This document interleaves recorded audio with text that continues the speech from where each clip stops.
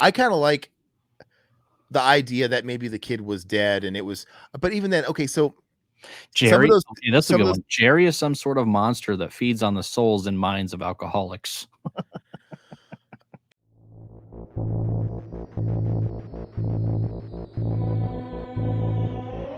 What's up, everybody? It is time for another commentary, and yet again, Todd and I are tackling Tales from the Dark Side. Last time at I think Riverman, was this your idea to do that? I think I wanted to go back to series, and Riverman picked Tales from the Dark Side. Yeah, That's yeah. where we went because I Mhm. was saying it's been quite a while since we've tackled these anthology series, and I love doing them. They're great palate cleansers. I love Especially around anthology. Halloween time. I love it. Absolutely. And while we have dabbled into Twilight Zone, we have dabbled into Are You Afraid of the Dark and Tales from the Crypt, we hadn't touched Tales from the Dark Side, and it means a lot to Todd and I. It's a real big part of our upbringing, being up late on the summertime, Sci-Fi Channel. You hear this intro that we're going to play in a minute. You hear that guy talk. Yeah, nightmare fuel. It never scared me actually as a kid. I just loved it because I always felt like I was watching something I shouldn't be watching. I love late night programming. I loved that. Absolutely. Same thing. The Sci-Fi Channel back in the 90s was awesome. Yeah. Back when it was like actually called, it wasn't SYFY, and remember when they had like the Saturn logo, Saturn with the rings or whatever Yeah, it was. Mystery Science Theater on there. You had Quantum Leap. You The had Friday the 13th, the series, which I Friday think we should 13th do. I series. think Yeah. we've done one episode of that in the past, but I would like to do Friday the 13th. The series was on there, and that's where I'm pretty sure I would watch like Unsolved Mysteries reruns and stuff like that on there. Yeah. We need to watch Monsters too. I started rewatching that. And did you ever watch that? If you watch the intro, you would know if you've seen it. Probably. It's pretty damn cheesy. So, But last time we did the pilot. Now I don't really know if it's a pilot. We probably never saw it in syndication.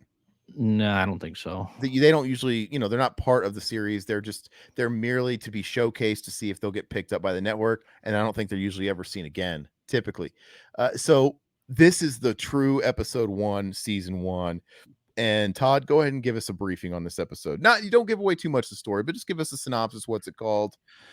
A reformed alcoholic is visited by his young son. Unfortunately, he doesn't have a young son. That's a synopsis. What? Yeah. Oh, all right. So let's go ahead and roll this. Todd, he has put the link of this in the description of the video. So for those of you that are not listening live, which by the way, if you can't read, we do these every Wednesday at 8:30 p.m. Central Time and Friday 10:30 p.m. Central Time. But if you can't make it, we understand. You're watching this video after the fact in the full edited version. Hopefully you guys are liking the video and subbing, but there should be a link to the video to watch for the people tuning in live as well as the post video. So we are going to go ahead and get going in 3, 2, 1, play. Do you know this by heart? Can you recite it? I got my volume down. Recite it. Do you know the monologue here? There's another world. There lives a place. I don't know what he says. I can never get it right. I'm trying to think. That looks like the Beetlejuice bridge where Alec Baldwin crashes, dude. They die. Does. I It's was pretty telling Riverman on the last episode, when you mute this, there's nothing inherently scary about this. It looks like I'm watching Fred Penner's place. Like, you remember Fred Penner on Nickelodeon? Yeah. But it's all about the music and that creepy voice. He's like that guy that does the movies, that Tales from the Dark Side. And that's all you need. And then the iconic where they just flip it with this like really basic edit today, and it goes negative. Dude, the negative always creeped me out. It did. It's the most memorable thing in the world. And I'm like, oh man, the dark side is just flipping the negative on. It's creepy. In fact, I have to say something I didn't say on the last episode. I feel like, and I'm just realizing it now, I think this show had more of an impact on my childhood than I really give it credit for subconsciously. Because fun fact, every nightmare I can remember having as a kid, most of them, there's so many nightmares I had where the world outside was negative like that. Just like the tales. And I would run outside and the theme was I was always alone, which I don't know what that says about me if Dr. Phil needs to intervene, but I would always wake up, I'd be like in my house and I'd feel like something was chasing me. I don't know if it was like Chucky or some entity. I couldn't see anything. And I would just feel this need to run, to run, to run. So I'd leave the house. And as soon as I went outside, it was that Tales from the Dark Side negative. The trees were all eerily quiet, kind of like I was in a void, like in the in-between. Like I was like in an eye of a storm, but everything was black and white. And I couldn't find anybody. Nobody was around. And I would just run. And I'm like, something's chasing me. I'd look behind me and I could never see it, but I knew it was on my tail. And eventually I'd find like a place to hide. And the dream would usually end. Like nothing would ever actually get me. But anyway. Yeah. So we have this guy. He's Alan Coombs, recovering alcoholic, real estate agent. Coombe. What does he do? He's a real estate agent. Yeah. So yeah, he's getting set up. He's none of this really matters, but he's a recovering alcoholic, and because this guy's offering him, hey, you want to come out? You want to finish this whiskey off with me? Oh, you busted my balls. And he's like, oh, I can't. I gotta go home to my wife. Great. A kid comes in, just like the synopsis. This kid right here. He's like, oh, hey, what's up, Dad? And yeah, it's just like super kid. I bet he is a super kid. And he's like, what are you talking about? I'm not your father. Who's your father? And there's probably more of a commentary here. I don't know. Alan Combs, Vic Tayback plays him. He's actually a pretty good actor, man. I think he's probably the best part in this episode. The acting in it is a little bit better than the other one. He plays a pretty dang good drunk because it's pretty. I think it's pretty relatable. Are you there? No, I froze up. Just keep talking. I'm about to jump back in. All right. So yeah, some kid just pops into the office saying that, oh, you're my father. And for some reason, he doesn't know who the hell he is. And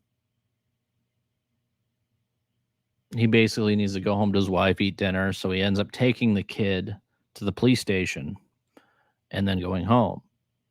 And then we'll get to that part when it happens. But yeah, like I was saying, the kid's creepy. He has a creepy look. He looks like a Joseph Gordon-Levitt, a kid. Is that Joseph? A little Sean Penn, and I don't like it. He's got one of those like Sean Penn noses. He does, but I never trusted a person with a Sean Penn nose. But yeah, so this one kept me on my toes a little bit. I think I was a little bit more immediately interested in this episode than the pilot. Because the pilot was confusing a little bit. Like I said, remember the businessmen talking. I'm like, what's going on? This one gets you right from the beginning. Mm-hmm. Gets you right from the beginning. A guy coming in here and there's like a mystery kid. It has you asking, who's the crazy one? Yep. And he comes home. His wife's there. And he's like, what is that little shit doing here? She looks like Marion Ross from Happy Days. She does. And the police are calling her saying that, oh, we have your son at the police station. We'll drop him off. Because that's where he went. Yeah, he took his kid to the police. In his mind, he's doing the right thing. Like, I got a lost kid here. Can you imagine? I don't know. That's like some shit my dad would have did to me. Like fucking pissed me off. And you think the guy's drunk the whole time. Because it's like, oh, he obviously is hammered or something. He doesn't know his own kid. But he's not drunk presenting. He's not drunk presenting, but I mean, still. Dude, this kid had the drip I always wanted. The sleeveless leather vest, dude. This come on. And he's got the hanky around the neck, dude. He's Ragman. He is a Ragman. He reminds me of Ragman. I already want to be this kid's best friend. I wonder what kind of music he listens to. Anyway. Oh, it's gotta be metal. Look at him. What's the blue handkerchief mean? Oh, in the world of cruising. That's not water sports, is it? What is I don't know. Mendoza probably know. Yeah, Mendoza's our resident handkerchief color code guy.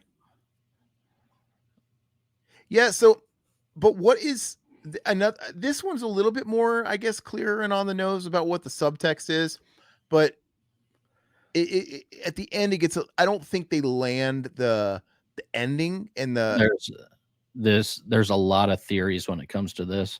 So this thanks, Mendoza.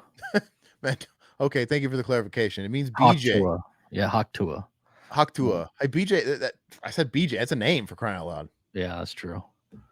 Okay, go ahead. Yeah, what's the theories? So there's a ton of theories about the ending of this. Some of them are Can I Jerry. let Do you me want me? actually before I saw the end, let me set you up on where my thought process was, where I thought it was going. Okay. Because I didn't remember this episode from a kid. I don't remember this one. And I thought, okay, we clearly have some kind of dialogue here about an alcoholic. And I thought the reveal was he was somebody that killed his kid on accident because of drunk driving. And this is That's a good almost like theory. I thought even down to like when he went to the bed and the older son was gone, they kept faking me out. Like, oh hi dad, I'm this. Like, whoa. Like, but then they kept kind of faking me out.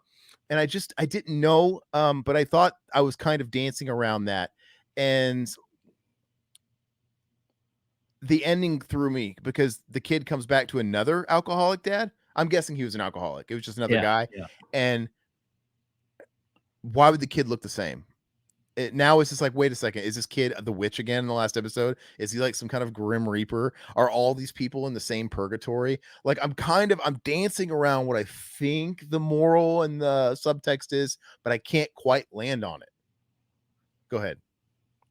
So this is kind of long. There's a lot of different theories. Jerry is drunken hallucination one. Jerry is Alan's yeah, dead son coming to haunt him. Alan actually accepts the drink from the boss, but is hiding his relapse by denying reality. Jerry is imaginary scapegoat to rationalize his actions. Jerry is allegorical scapegoat, but representing everything that a relapsed alcoholic blames his behavior on when he lies to his family about not drinking. Jerry is Jerry's Somebody trying to make Alan lose his mind. So that's another wait, wait, that last one was just like problem child junior no, and stuff. Wait, that's what I was kind of thinking when I first saw this. Like I thought the family was trying to get him to lose his mind. Um, that was a theory. The other theory was that Alan's boss was behind it. So Alan's boss tries he's to nailing trick. his wife. No, he Oh, tries to trick alcoholics or former alcoholics back to drinking just for fun because he does the same thing with the next victim, as but you'll see in the. literally nobody on this planet would do that. Nobody would get their jollies off by just making drunks relapse. I don't know, man. There's a lot of theories when it comes to this. And Here it is. Alan's boss is behind the whole scheme and sent Jerry to bother Alan. Jerry also looks like a younger version of Alan's boss. That's true. he does He does look like a younger version of Alan's boss. because they're both white and male. I'm so confused. It looks like his son. Maybe he has his son doing this too. But what's the deeper purpose of that? It doesn't make any sense. I think it's a really weak twist. I kind of like the idea that maybe the kid was dead and it was, but even then, okay, so some of Jerry, those okay, that's a some good of those one. Jerry is some sort of monster that feeds on the souls and minds of alcoholics. yeah, that's about. I mean, honestly, that's kind of like where I'm landing on because the Jerry is omnipresent. He's everywhere. Because like a lot of those theories, they fall apart when we see Jerry with the next guy. Like, okay, and also I like the idea that it's he's being tormented, and but then the rest of the family can see Jerry, so he's hallucinating his whole family. Like I Yep. was thinking, was it going to be a situation like Jacob's Ladder where he's like in a loony bin or something, or Here's another one. Yep, like kind of where you're going. Jerry is Alan's imaginary friend, come back to life and wants to be a part of the family. Sharon wants her marriage with Alan to end, so she goes along and with it. yeah, Jerry drive Alan crazy. That's what I was kind of Well, because thinking. remember they keep making hints at like no more doctors, no more hospitals. Yeah, Right. So was he talking about? Is he talking about recovery or is he talking about mental? that's a good Because question. it's not really doctors at like rehabs, is it? He says no more doctors, hospitals. Maybe that a recovery center. I guess that could be called a hospital, maybe. But I he seems more crazy. There's nothing about him that seems like a drunk to me. It seems like total Reaganomics where they're acting Oh like God, you don't think he's a drunk man? He's a token drunk. Like, I mean, You my wouldn't whole know. family is full of alcoholics, dude. He's like, yeah. But he seems more crazy. We see him get loaded when he takes that bottle and he's like, he starts partying and he says, screw it. But I don't know. I get it. I like what's here. I like what they're going for. I just think it's kind of sloppy. The execution. It's not great, but I mean, Jerry in the bed or whatever, when he walks up there thinking it's his other son and Jerry's in the bed, you think Jerry's behind something. He's trying to trick him or something. Well, So because he's always got this weird uncanny valley look in his eyes, like, "Hi, Dad, it's me, Jerry." yeah, well, especially in the very end of the episode where it's just Yeah, like, it's just okay, he looks evil, and yeah, so it's just a little. But like I said, once again, some of these theories we could have more fun, entertaining if we didn't see Jerry again with somebody else at the end. Well, then I'm like, "Cool, and who's Jerry? Jerry's not inherently related. It's just so confusing. I think they went a little too far, and it made it kind of fall apart in the theory department.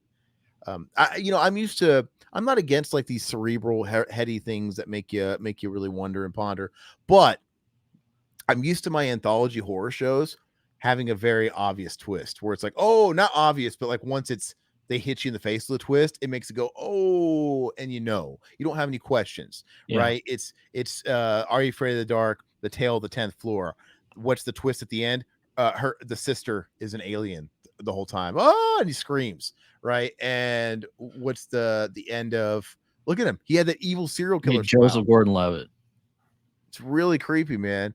Pouring his own milk. What is this? What is his mom doing? Here it is. Alan's whole family, Jerry included, isn't real, and Alan is dreaming them up while he's drunk. What is the purpose? Nothing should be happening without a purpose. This is 22 minutes long. What is the purpose for the older son being gone?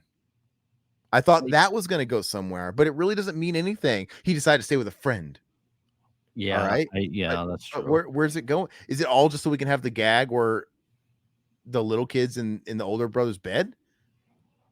It's just weird to me. I think it's just got Swiss cheese holes all over it. It's more Swiss cheese than Sam Beckett's brain, let me tell you. His memory.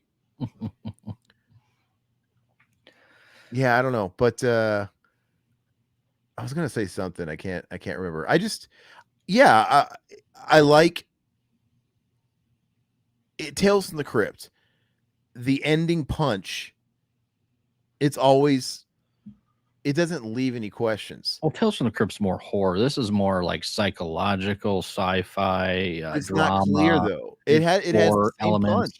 It has the same punch at the end, but this one just really I'm not against it. It's just it has you raising questions, but it just really makes every theory you've had along the way fall apart. And I like the idea that he's an alcoholic and he's being haunted by the ghost of his dead kid. That's where my brain would go. I Mhm. like that.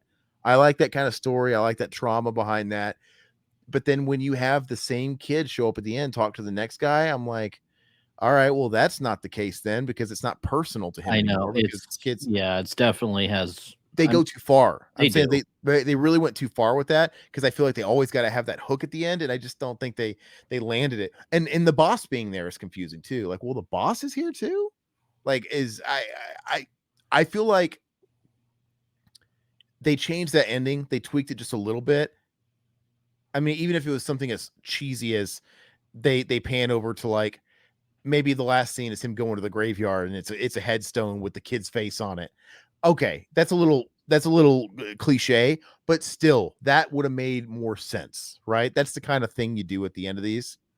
Well, it's kinda Alan's been on a bender for what, 3 days because the boss said that, "Okay, we had this conversation 3 days ago. You're, 3 days behind on your work, that sort of thing. You're Oh, fired."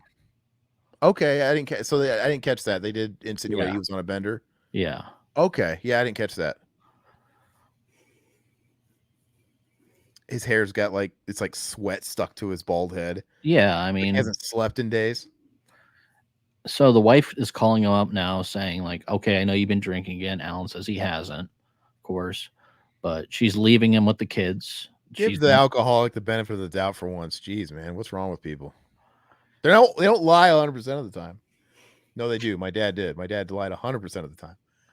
120% of the time. I caught my dad red-handed with stuff in his hands, stealing my shit. Dad, what are you doing? Nothing. I'll be right back with it. Like, okay. It's like, I don't know. My dad was actually very, very honest. Like, I'm not going to hurt you. I'm just going to bash your fucking brains in. Like, oh, okay. At least you're transparent about what your intentions are. Okay, go ahead. Sorry. So Alan losing his mind now, pretty much. That's where we're going to go to. He's in Jerry's room and starts, destroying Jerry's room. And he's upset. And he finds a bottle in the dresser, and that's all he wants. He wants the bottom of the bottle is what he wants. Okay, this guy should have been played by John Lovitz. That's what I think he's good, dude. No, I think he's kind of got John Lovitz mixed with Frank Langella vibes. Yeah. He's like this weird amalgamation. It's like if Pinhead came and he made that two-headed Cenobite with John Lovitz and Frank Langella. Blah. But John Lovitz is too busy doing an episode of Tales from the Crypt. Probably a better paying gig. Well, Tales from the Crypt came after. This predates Tales from the Crypt, which is kind of interesting to think about, What was the first? Well, obviously Twilight Zone is like the granddaddy. Mm-hmm.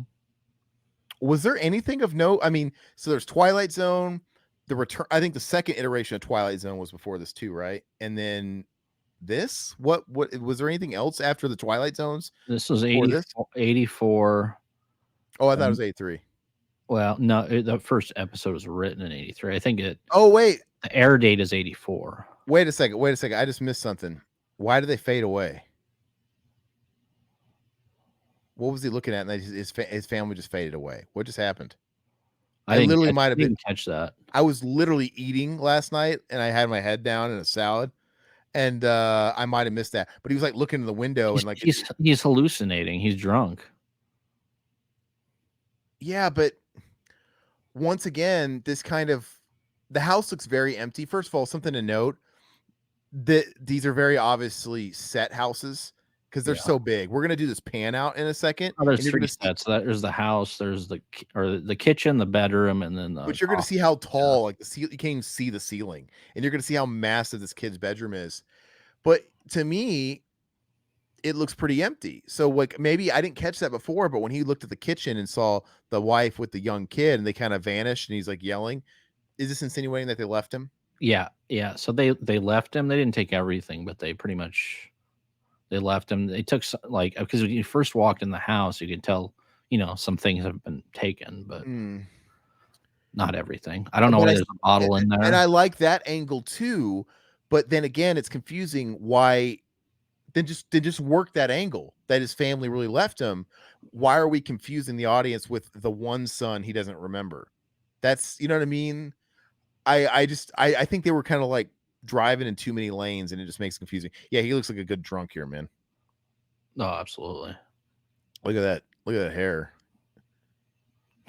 Looks like Biederman, dude, from Blank Check. Yeah, hey, Ishmael, Freddy's Nightmares. We always forget about Freddy's Nightmares. I think maybe we should revisit that as well. Yeah, absolutely. And I'm not saying it's very good. Wasn't there an episode of Brad Pitt on Freddy's Nightmares? They're entertaining. They're not good. They're kind of like some of these Tales from the Darkside. Some of the Tales from the Darkside I really like, but some are just kind of throwaways. This one's decent, but look how big this room is. Yeah. Look at this set. That's an awesome kids' room, dude. But there's nothing in it. Like, why is there just like? But there is stuff in it, but there's not stuff in it. I don't know. So the writer of this episode was a writer for. She was a psychological suspense writer. So she wrote books about suspense and everything. I mean, it's an okay story, easy story. Some parts don't make sense, but I think it's decent. No, I think this was decent too. I just like I said, this ending is confusing because we got the same boss yet again, and I'm like, okay, is it like Tales from the Hood and the boss is the devil and he's shepherding in all these drunks? That's what I think. So I think he is. But then, and is the kid like the son of? I'm so confused. I don't know. What do the listeners think? Anybody in the It would chat? be different. Like you could, so many of these theories could work if you just moved one piece. Yeah. Like, okay, we could go with that angle that's like Tales from the Hood, and this guy's like a devil, and the kid's kind of working for him, and he doesn't really know who the kid is. But for that to work, his family, who he's hallucinating, also wouldn't see the kid. The fact Mhm. that they also see the kid, it just confuses the heck out of me. And I don't like the way that kid smiled at me at the end. It was They pretty look at him. creepy. Oh. Yeah, but don't you think it's more effective that you can have like you can leave it to your interpretation about like what actually happened? It's 20 minutes, man. I do. I just but I don't I'm not gonna give it a pass because of that. I think No, it's I hear very you. flawed. Yeah. It's a little flawed. I think they just bit off a little bit too much and it made the whole house of cards fall. I think if you just would have tweaked that ending, maybe left the ending a little different, then we could have had fun with all these theories because each one of the theories could have made sense. But for me, all these theories are fun, but they all fall apart because of one piece, because of what they did at the end. It's like, Yeah, well, no, that one can't quite work. you're That one can't 100% work. accurate on that. I'm with you on that, brother. So, but anyway, that was fun. So Great. I give 5 out of 5. I mean, or 5 out of 10. Sorry, 5 out of 10 for I, me. I don't know. We'll have to leave that up to the viewers if we keep moving on with this show or if we kind of like hop around. I really want to know what you guys want to see as far as Tales from the Crypt, what's it called? I can't get them Freddy's straight. Nightmares. Yeah, Freddy's Nightmares, or I mean, I really like Are You Afraid of the Dark, man. I think that's a classic, Yeah. and it's great with our age group, man. Let me tell you. So, yeah, let us know what you want to see next. I want to remind everybody, do check us out. We're here live Wednesdays and Fridays, 8:30 and 10:30, respectively. If you guys are watching after the fact, please like the video, please subscribe. And again, let us know what you want to see next. If there's any particular episodes, etc., any films, we're all about it. And if you want to support us, we do have a Patreon, and currently Riverman and I are in prison, but we are almost out, baby. We Yeah. only have, October. I think we have like what is the date here? Month. We got about a month left, and then we'll be back in the monetization good graces, and then you guys will be able to support that way if you want. Or just keep watching the videos, man. We love it. Lately, we've been getting a lot of comments. Keep those coming. I think those help out more than anything. If you want to support us, you see a new video, leave a comment, drop a like. It really, really goes a long way. Hey, Ishmael's already got a suggestion for us. Tales from the Crypt, the one with Joe Pesci. I love that one too. That's a great one. You know which Tales from the Crypt video episode I really like? I like the one with Catherine O'Hara about the court, the night court. I don't know if I She's remember like in that. this purgatory night court.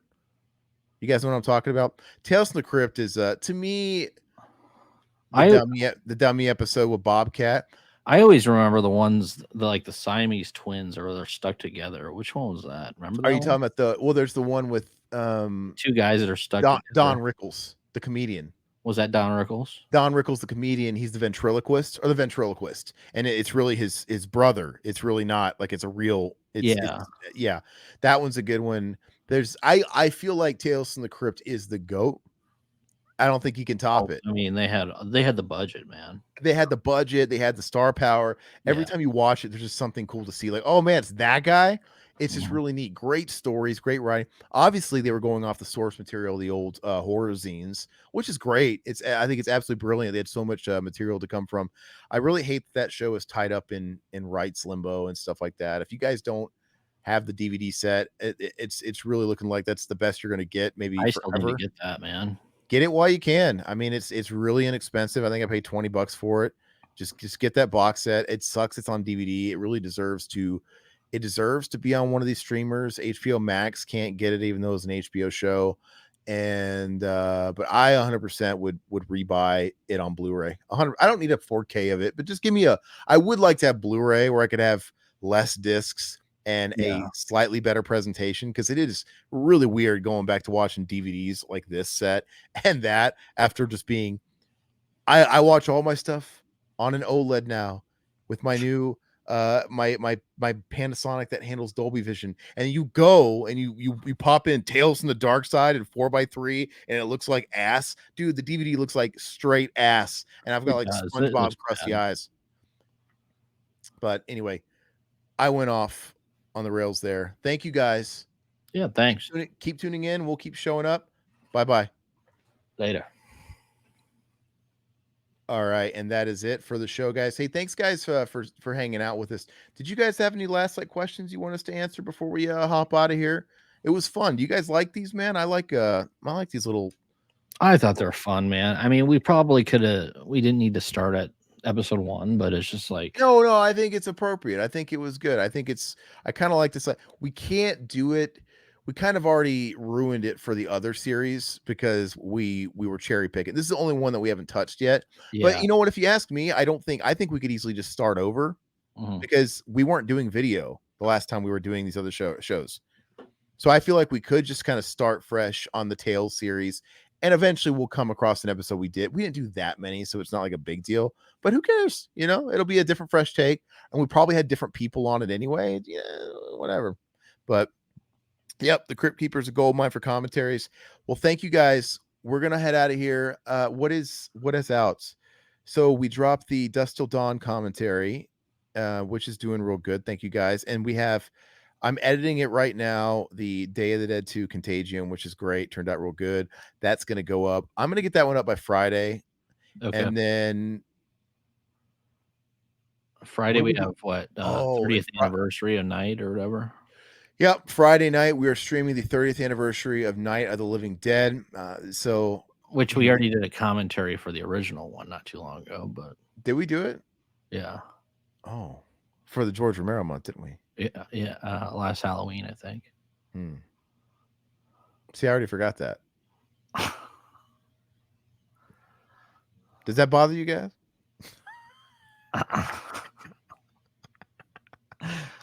This one has like an extra 5 minutes of footage. So. Oh God. Okay. Well, we're keeping it fresh for you guys. But let us. Yeah, we've already ran out of movies, and it's only been a year. No, it's not true. There's tons of things we could do. I know. I'm just kidding. But yeah, well, like I said, we're planning stuff for Halloween. We're gonna make sure it's a really, really, really good October. And somebody made a good suggestion when commenting on the not Contagium, on the Children of Living Dead video, because I was asking people what the worst movies were, and somebody said that Children of the Living Dead is a great double header with Dawn of the Living Dead. What? Yeah, they were talking about this movie. Like, this person in the comments, it was a great comment. They're like, it mirrored your story. It's like, yeah, I bought this when it came out. I never felt so cheated. It's like, I bought it. I think they bought it on VHS, and I also bought Dawn of the Living Dead. And let me tell you, that is a double. And I never even heard of it. I'm like, if this is as bad as Children of the Living Dead, I think we have to do it eventually. God, why do we punish ourselves? Yeah, but so yeah, next week, 100%. I promise. We're gonna do polls for next week. I think we need to shake it up, and we'll let you guys help us decide what we're gonna do. I do want to do some I'm gonna look up Dawn of the Living Dead really quick before we get out of here. What is Dawn of the Living Dead? Oh yeah. Okay, I've seen this cover. What is Dawn of the Living Dead? It's funny, Dawn of the Dead just comes up. That's how much Google doesn't care about that movie. Came out in 2007. Oh, ooh, Todd Bridges. What you talking about, Willis? Oh no. I don't know about all that. All right, we need Webster in there. Yeah. But anyway, guys. All right, guys. Oh, hold on. The episodes were really easy to watch. Are we talking about look, my camera froze again. Guys, I don't know what's wrong with my camera today. I'm glad it just froze up on me once. It was shitting the bed on me. I keep having to unplug it and plug it back in. Yeah, I don't like that face either. Todd's like, making fun of me. Well, let's go ahead and call it there. I'm going to take that as a sign. I hate that dude. That's a terrible looking picture of me. Later, guys. I'm waving. You can't see it, but catch you later. Bye.